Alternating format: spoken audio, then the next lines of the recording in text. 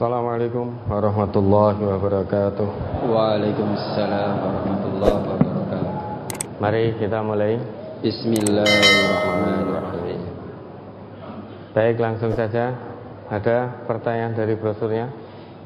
Ada beberapa pertanyaan dari brosur Ustaz. Yang pertama di halaman 2 di surat Al-Hujurat ayat 13. A'udzu billahi minasyaitonir rajim. Ya ayuhan nasu inna khalaqnakum min dzakarin wa unsa wa ja'alnakum syu'uban wa qabaila lita'arafu inna akramakum 'indallahi atqakum innallaha alimun khabir. Hai manusia, sesungguhnya kami menciptakan kamu dari seorang laki-laki dan seorang perempuan dan menjadikan kamu berbangsa-bangsa dan bersuku-suku supaya kamu saling kenal mengenal. Sesungguhnya orang yang paling mulia di antara kamu di sisi Allah ialah orang yang paling bertakwa di antara kamu. Sesungguhnya Allah Maha mengetahui lagi Maha mengenal. Quran surat Al-Hujurat ayat 13. Sehubungan dengan ayat tersebut, bagaimana agar kita bisa menjadi orang yang mulia, mendapat kebaikan di sisi Allah? Dan mohon juga keterangan pada kalimat supaya kamu saling kenal mengenal. Dan bagaimana cara berdakwah agar bisa atau mudah diterima pada masyarakat yang masih sangat kental dengan perdukunan, Ustaz?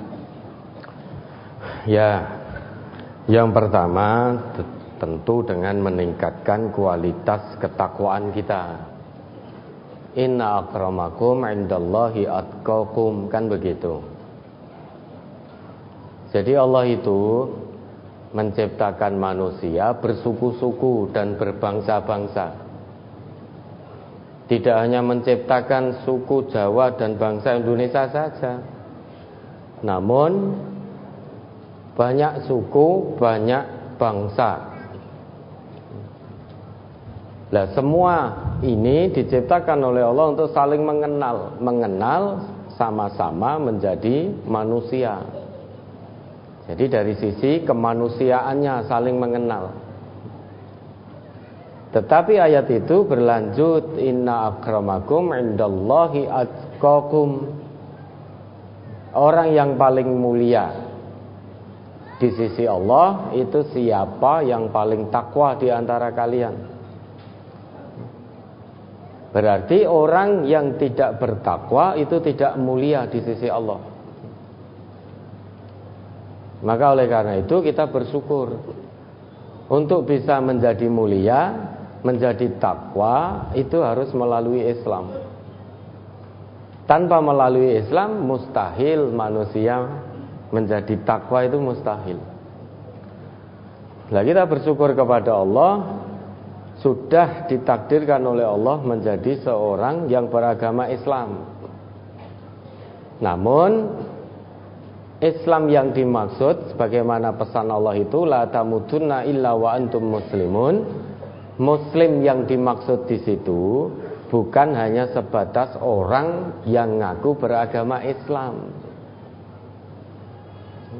Kan Allah berpesan, jangan kamu tinggalkan dunia kecuali benar-benar dalam keadaan muslim. Sementara ini banyak orang yang hanya memahami orang muslim itu orang yang ngaku beragama Islam. Memang tidak salah gitu loh. Memang betul. Tetapi tidak cukup sebatas itu apa yang dimaksud oleh Allah la tamutunna illa wa antum muslimun itu. Muslim yang bagaimana? Tentu muslim yang masuk dalam aturan Islam, disiplin Islam secara kafah. Ya ayyuhalladzina amanu dkhulu fis-silmi kafah. Itu muslim yang hakiki. Nah, kalau hanya sebatas ngaku sudah beragama Islam, ya para koruptor itu ya wis aman loh berarti. Kan banyak yang ngaku Islam. Yang ada di lokalisasi itu ya aman, kan sudah ngaku Islam. Apakah Islam hanya cukup pengakuan? Ternyata tidak. Islam itu butuh pembuktian. Butuh pembuktian dengan amal soleh. Maka rumus Al-Quran itu kan iman plus amal soleh sama dengan takwa. Orang Islam, orang ngaku beriman pada Allah, dia menjadi orang Islam. Tetapi pengakuan Islam, pengakuan imannya harus dibuktikan dengan mengusahakan kebaikan. Kebaikan yang diusahakan itu menjadi tanda bukti yang konkret keislaman seseorang. Bahkan ada dalam salah satu ayat Allah, Al-An'am ayat 158 itu, orang yang sudah ngaku iman saja, kalau dia belum mengusahakan kebaikan dalam keimanannya, maka imannya la yanfa' di hari akhir nanti. Coba diingat kembali itu, Al-An'am 158. Surat Al-An'am surat ke-6 ayat 158. Hal yanzuruna illa an ta'tiyahumul malaikatu aw ya'tiya rabbuka aw ya'tiya ba'du ayati rabbik yauma ya'ti ba'du ayati rabbika la yanfa'u nafsan imanuha lam takun amanat min qablu aw kasabat fi imaniha khairan qul intadhiru inna muntazirun. Yang mereka nanti-nanti tidak lain hanyalah kedatangan malaikat kepada mereka untuk mencabut nyawa mereka, atau kedatangan siksa Tuhanmu, atau kedatangan beberapa ayat Tuhanmu. Pada hari datangnya beberapa ayat dari Tuhanmu, tidaklah bermanfaat lagi iman seseorang bagi dirinya sendiri yang belum beriman sebelum itu, atau dia belum mengusahakan kebaikan dalam masa imannya. Katakanlah, tunggulah olehmu, sesungguhnya kami pun menunggu pula. Iya toh? Jadi semua manusia di seluruh penjuru bumi ini hakikatnya sama-sama menunggu. Menunggu apa? Menunggu dicabut nyawanya, baik yang ngaku iman maupun yang tidak beriman kepada Allah. Saat ini semuanya sedang menunggu kapan Allah akan cabut nyawa kita. Dan semuanya juga menunggu kedatangan hari kiamat. Ayat ini berbicara tentang tanda-tanda hari kiamat. Jika nanti tanda-tanda hari kiamat besar itu sudah tampak seperti tulu'u syamsi min maghribiha, seperti terbitnya matahari dari barat, kata Nabi, wa ra'ahan nas amanu ajma'un. Ketika manusia nanti melihat matahari terbit dari barat, mereka semua akan beriman. Tetapi kata Allah apa? La yanfa'u nafsan imanuha lam takun amanat min qabl. Pada hari itu nanti, sekalipun manusia itu mengaku beriman kepada Allah karena melihat matahari terbit dari barat, kalau sebelumnya dia tidak beriman kepada Allah, maka la yanfa', keimanannya pada hari itu tidak bermanfaat. Atau dia sudah ngaku iman, sudah ngaku Islam, namun tidak mau mengusahakan kebaikan dalam Islamnya dengan cara masuk ke dalam aturan Islam secara kafah. Maka saat nanti orang yang ngaku iman tapi belum melaksanakan kebaikan, belum masuk ke dalam aturan Islam secara kafah, pada saat dia melihat matahari terbit dari barat, maka keimanannya juga la yanfa'. Au kasabat fi imaniha khaira. Jadi tidak akan bermanfaat iman seseorang, ini sudah ngaku iman. Namun jika belum mengusahakan kebaikan dalam keimanannya, dalam arti masih setengah-setengah, belum kafah dalam menjalankan Islam ini. Jadi kalau ayat-ayat dan hadis yang cocok dengan perilakunya dia mau, ya. Kalau tidak cocok dengan keinginannya, dia buang ayat dan hadisnya. Maka kata Allah, ini juga la yanfa'. Lah bagaimana biar kita menjadi mulia? Maka mari ikuti keislaman kita, keimanan kita dengan amal soleh. Maka iman plus amal soleh sama dengan takwa. Sudah, hanya hamba-hamba Allah yang bertakwa yang mulia di sisinya. Bukankah surga yang luasnya seluas langit dan bumi oleh Allah hanya disediakan bagi hambanya yang bertakwa? Uiddat lil muttaqin. Dan alhamdulillah kita diberi kesempatan oleh Allah sampai hari ini setidaknya untuk bisa meraih ketakwaan.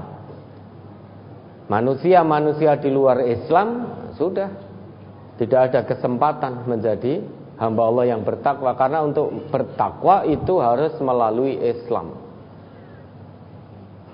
Maka salah satu cara mendapatkan kemuliaan di sisi Allah yang bisa kita lakukan, kata Allah, semua kemuliaan itu milik Allah. Maka apa yang harus dilakukan? Quran surat Fatir ayat 10, surat 35 ayat 10.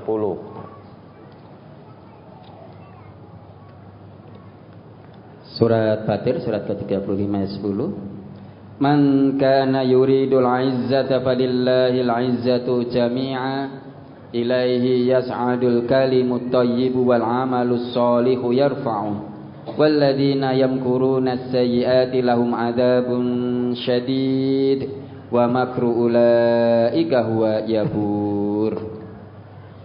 Barang siapa yang menghendaki kemuliaan, maka bagi Allah lah kemuliaan itu semuanya. Kepadanya lah naik perkataan-perkataan yang baik dan amal yang soleh dinaikkannya. Dan orang-orang yang merencanakan kejahatan, bagi mereka azab yang keras, dan rencana jahat mereka akan hancur. Jadi kalau ingin kemuliaan di sisi Allah pasti dengan amal soleh. Bapak Ibu bisa cek dalam Quran, dalam hadis. Kalau ingin mulia di sisi Allah, mendambakan status takwa dari Allah, pasti dengan amal soleh. Termasuk dalam ayat ini, man kana yuridul izzah, man, siapapun. Siapapun, bisa laki, bisa perempuan, bisa tua, bisa muda, bisa remaja. Siapapun yang mendambakan kemuliaan, ketahuilah bahwa semua kemuliaan itu yang memiliki hanya Allah. Maka jangan mengharap kemuliaan dari manusia. Manusia tidak bisa memberi kemuliaan pada manusia yang lain. Kenapa? Karena manusia itu sendiri tidak punya kemuliaan kecuali dia dengan takwa, maka akan mulia. Nah, fokus kita bagaimana meraih kemuliaan di sisi Allah, meski terhina di depan manusia. Tidak masalah. Semua manusia di muka bumi menghina, enggak masalah. tetapi Allah memuliakan. Daripada semua manusia memuliakan, menyanjung, menghormati, tapi Allah menghinakan kita. Na'udzubillah. Yang menyelamatkan hidup kita dunia akhirat itu kemuliaan di sisi Allah, bukan kemuliaan di sisi manusia. Maka jangan terbolak-balik pikirannya. Jangan punya pemikiran atau pola pikir terbalik. Rela melanggar aturan Allah demi mengharap kemuliaan di sisi manusia.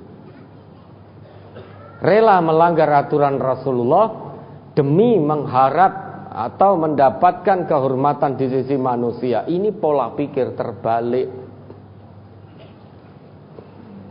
Apapun yang terjadi, apapun resiko dan konsekuensinya,